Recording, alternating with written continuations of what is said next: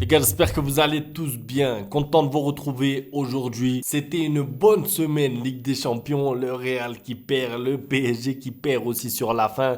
Le Barça qui met encore une fois 5 buts. On a pris du plaisir devant le match, même si bien sûr tout n'était pas parfait. Franchement, en ce moment, même le mois d'octobre, le Ballon d'Or, le Classico, on ne peut pas se plaindre. Il faut profiter quand c'est comme ça. On ne sait jamais jusqu'à quand ça va durer. Dans cette vidéo, comme d'habitude, comme les lendemains de match réussis du Barça, vidéo note sur les joueurs de 1 à 10. Alors, je ne l'ai pas fait le week-end dernier. La victoire contre Espanyol Barcelone ne m'avait pas donné envie de le faire. N'hésitez pas dans les commentaires si vous n'êtes pas d'accord concernant une note ou deux. Je lirai vos commentaires, je lirai vos notes. On commence tout de suite avec Iñaki Peña. Alors, Iñaki Peña, moi, j'ai pas trop aimé son match. Je vous le dis, il a encaissé quoi? 4 buts. Il y en a 2 qui sont refusés. Il y en a 2 qui sont acceptés. J'ai pas le souvenir d'une grosse parade décisive en fait. Alors, il n'est pas coupable directement sur les buts, mais j'aimerais bien une parade de temps en temps. J'espère qu'il n'a pas fait toutes ses parades de la saison lors du Classico, quand même. Je pense qu'Iñaki Peña peut faire mieux sur 2-3 situations. Après, c'est pas un match raté parce que je vous ai dit, il n'est pas coupable. Mais pour moi, c'est un 6 sur 10, pas plus. Koubarsi, maintenant, Koubarsi, notre guerrier. Je sais pas si vous avez vu sa tête. Il a pris un coup de crampon dans la tête. Il a eu 10 points de suture. Bon,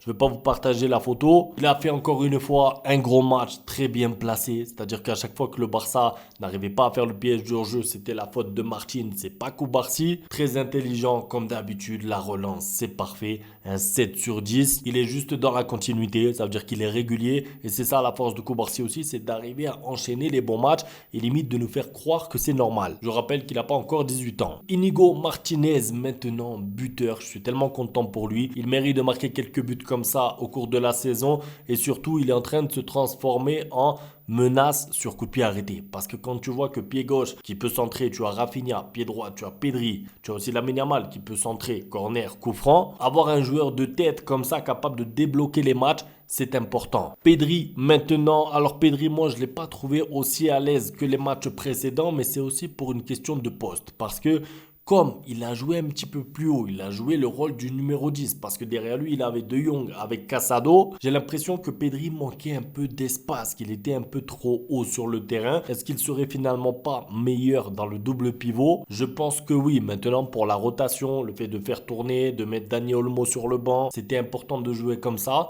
Pour Pedri, bien sûr, il peut jouer numéro 10, mais le problème, c'est que le bloc était tellement resserré, tellement bas en face, qu'on a eu du mal à voir Pedri avec un peu d'espace pouvoir distiller des bons ballons devant à Lamine Yamal, à Rafinha ou à Lewandowski. Ça reste un match globalement réussi de sa part. Évidemment, il est sorti assez tôt au repos. Pour moi, c'est un 7 sur 10. Lewandowski, maintenant, alors Lewandowski, on le juge sur quoi? Son doublé ou ses ratés? On va le juger sur un peu les deux. Moi, je vais lui mettre un 7 sur 10. Il marque en fait le but important, le but du 2-1 juste avant la mi-temps parce que, bon, je pense que le Barça était supérieur et que le Barça aurait quand même gagné le match, même s'il y avait eu 1-1 à la mi-temps. Mais il est quand même là au bon endroit, au bon moment. La balle arrive sur lui, ça va vite puisqu'il y a un poteau sur la frappe de Rafinha. Il arrive à mettre le pied et à marquer le 2-1 juste avant la mi-temps. Il a été très combatif, très actif. Il s'est procuré beaucoup d'occasions. Maintenant, voilà, pour avoir 8 ou 9, il aurait dû mettre un triplé, voire un quadruplé parce qu'il a eu beaucoup d'occasions. Il n'a pas été très efficace dans ce match. Maintenant, on ne peut pas lui en vouloir. Ça arrive de temps en temps. Il a quand même mis un doublé. Pour moi, c'est un match globalement réussi. D'ailleurs, il lui manque un but pour le centième.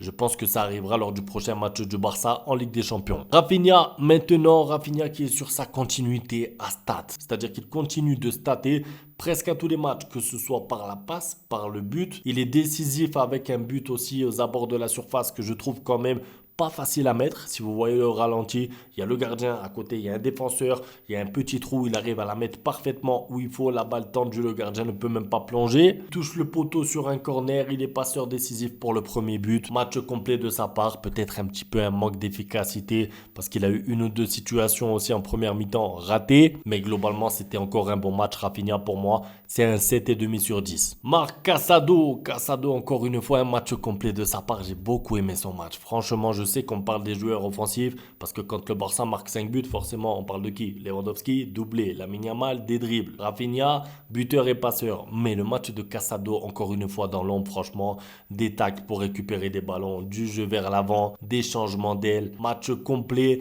des efforts. Encore, je sais pas, il se fatigue jamais, il enchaîne tous les matchs et franchement, il court partout. Moi, je lui mets un 8 sur 10. J'exagère un peu volontairement parce que je trouve que les joueurs qui ne statent pas sont souvent sous-cotés. On parle toujours des joueurs qui statent. Pour moi, Casado mérite qu'on parle de lui. Il est vraiment complet, vraiment fort et vraiment polyvalent. Lamine Yamal, maintenant match sans stats de Lamine Yamal. Le pauvre, il aurait pu faire des passes D. Je suis désolé, moi dans l'avant-match, j'avais dit pronostic Lamine Yamal buteur. Je me suis trompé. Le Barça a mis 5 buts. Il aurait pu. Franchement, il y a eu des situations où il aurait pu conclure. J'ai beaucoup aimé son match, c'est-à-dire que c'est un match réussi sans stats. Et ça arrive, dribbleur, il aurait pu être passeur décisif 2 ou 3 fois. Franchement, il a fait des passes incroyables pour Lewandowski, pour Martin une fois. Qu'il finisse le match sans statistiques, c'est pas sa faute. Il est aussi sur un but où il part de son camp, il a la lucidité pour la donner à Koundé.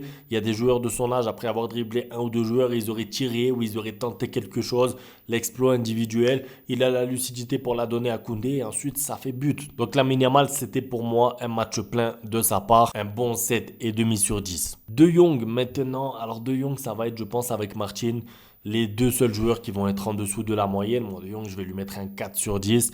J'ai pas trop aimé son match, voilà, ça arrive, soit il n'est pas encore à 100%, soit il manque encore de rythme, soit, et c'est une possibilité, il doit prendre du temps et s'habituer au Barça d'Hansi qui a un pressing très agressif. Il n'y a pas le temps de se replier, de trottiner, de se replacer. Il faut récupérer la balle tout de suite et tu vois qu'il est un petit peu déconnecté de l'animation et du pressing. Rien de grave, bien sûr, mais quelques petits détails à peaufiner, surtout dans l'attitude, surtout dans l'envie. Quand je vois la rentrée, je suis désolé, je sais que c'est pas le même profil. La rentrée de Gavi, la rentrée de Fermin Lopez, en termes d'ambition, en termes de motivation, il y a deux classes d'écart avec De Jong. Et pourtant, on sait que De Jong, niveau football, il est trop fort. Mais l'attitude, le comportement avec son ballon, c'est important. Donc pour moi, c'est un 4 sur 10. On pourrait presque même descendre à 3 sur 10, honnêtement. Koundé, maintenant, Koundé MVP ou pas? Est-ce qu'on est d'accord? On met Koundé MVP? Je vais le dire dans le titre, je pense. 3 passes décisives dans le même match et la justesse technique, les replis défensifs, les combinaisons avec Lamine Yamal sur le côté, beaucoup de fraîcheur dans son jeu. On a ressenti qu'il avait eu du repos. J'ai beaucoup aimé son match et pour moi, il mérite le MVP. Je vais lui mettre un 9 sur 10 à Koundé. Pas buteur, mais triple passeur, c'est fort. Gérard Martin, on finit avec lui. Après, on va noter Hansi Flick rapidement. Gérard Martin, moi, je vais lui mettre un 2 sur 10, je suis désolé. Alors, on pourrait le noter en fonction du peu de temps de jeu qu'il a eu et commencer à trouver des circonstances atténuantes comme il est encore jeune, il va progresser et tout. Moi, je vois de suite un joueur qui n'a pas le niveau pour s'imposer au Barça. Peut-être que je me trompe, mais quand tu vois un match de lui, 2 matchs de lui, 3 matchs de lui, tu as compris qu'en fait, ça va être un poids pour le Barça et qu'il n'a clairement pas le niveau pour s'imposer au club. Rien de mal. Il sera prêté ou vendu dans un club de Liga, je pense, mais même pour être une doublure contre des faibles, je ne lui fais pas confiance. Un 2 sur 10 donc, un 3 si on veut être un peu plus gentil. On termine avec Hansi Flick. Alors Hansi Flick, je vais lui mettre quand même un 8,5 sur 10 pour les changements, pour l'audace, pour la gestion des minutes. Parce que il l'a dit lui-même en conférence de presse, il savait que Lewandowski était à un but des 100 buts en Ligue des Champions. Et c'est pas pour autant qu'il l'a laissé sur le terrain. Ça veut dire que Pedri, repos, Dani Olmo qui rentre à la 60 en fait. C'est vraiment une machine allemande. Tout est prévu, tout est calculé pour que tous les joueurs soient en forme, ne se blessent pas. Et ça marche et ça tourne. Alors, le fait de mettre Martin titulaire, est-ce que c'est une bonne chose ou pas? C'est peut-être son erreur qui lui coûte un demi-point et qui fait qu'il n'est pas un 9 sur 10. Mais sa composition est cohérente. Le repos intégral pour Baldé, 8,5 sur 10. Ça me paraît pertinent. N'hésitez pas dans les commentaires. Je lirai vos avis si vous n'êtes pas d'accord avec moi concernant De Jong, concernant Martin. Un grand merci pour le soutien et à tout à l'heure pour la suite. Ciao. Bang, bang, bang, bang, goodbye. Ustedes pueden aceptar mi negocio o aceptar las consecuencias. Plata o plomo.